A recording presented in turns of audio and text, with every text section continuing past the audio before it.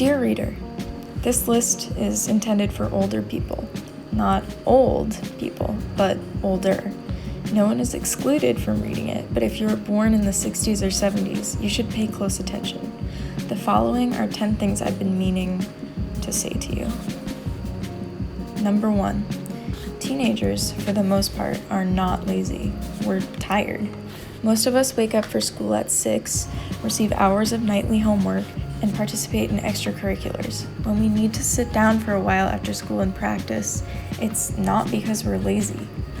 When we need to sleep in on the weekends, it's not because we're lazy. It's because we're exhausted. Number 2, we know how important our grades are. Trust me, we stress about them much more than you do. No one tries to fail an assignment. So if we do poorly, cut us some slack, reassure us, and please don't reinforce the failure that we already feel.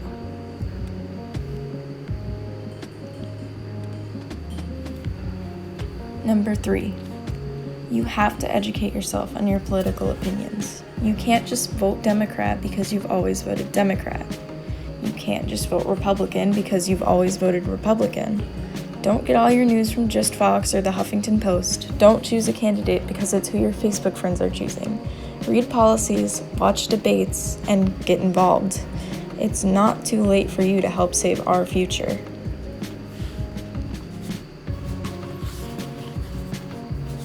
Number 4, high school may be harder for us than it was for you.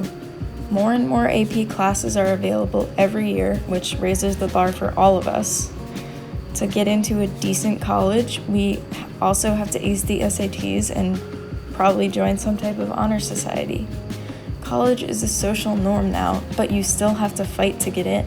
The standards are higher than they used to be, and we need you to understand that. Number 5, you need to respect people's identities. Maybe you don't accept them, but you need to respect them. Saying he instead of she will not affect you at all, but it could make or break someone else's day. You don't know what anyone else is going through, so please be kind and respectful. Number 6, we understand that you are trying and we accept mistakes. The world is growing increasingly more accepting, and with that comes changes in language and ideas. We know when you have good intentions, and we know when you don't. As long as you're trying to get better, you're doing more than most, and we're grateful for that. Number 7, please give us space on our phones. Don't read our texts, don't look through our photos, and please don't track us. It's an invasion of privacy. If you have reason to worry, ask. Don't take our phones without permission because you're anxious, or even worse, because you're nosy. Number 8, don't make us go to church if we don't want to. If we don't relate to your outdated religion, forcing us to go won't make us somehow change our minds. We should be allowed to follow our own moral compass and worship or not worship, whatever we want to. Number 9, reach out to your children. Tell them that you love them and that you're proud of them. Even if they don't seem to react, I promise, it means a lot. Number 10, be patient with us. We're growing up and it's hard. I'm sorry if we're ever short or abrupt, and I promise we don't mean it. Give us the patience we deserve and we'll return the favor.